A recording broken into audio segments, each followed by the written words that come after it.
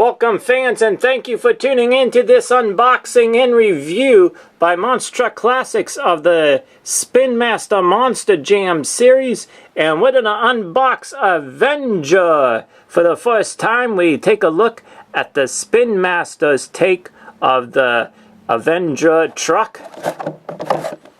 On the back of the box, we have Gravedigger in that silver, Dragon, and Megalodon, that's the overcast version.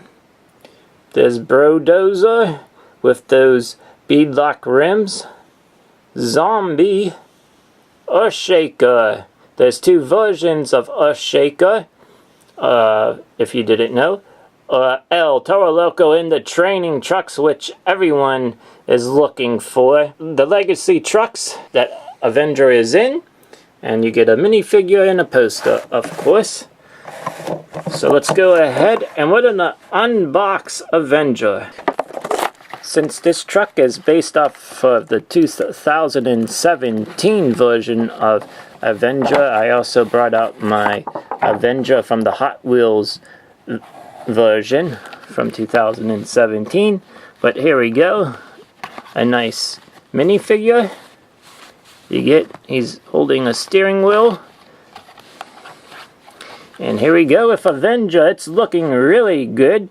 I looked on pictures online to see the exact way that they have the graphics on the real truck and compared to this one. And this is pretty much spot on, which I really like. So let's go ahead and take a look closer of the graphics and the design. Very nice.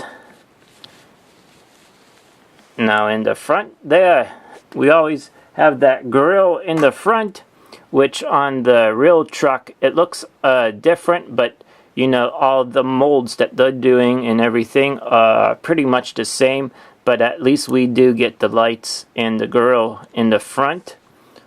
On the hood we get that skull and that flame. Bring it up close right there. And on the roof we have Lucas Oil Products sponsor on top, and we also have that flame coming from the front of the truck as well. So pretty cool. I'll just go on the other side right here so you get to see the opposite side.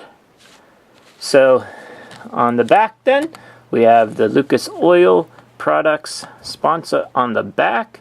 Now I was wondering why they do have the lights, like where the lights would be, but they don't have any lights of red that are mostly on the truck from Spin Master.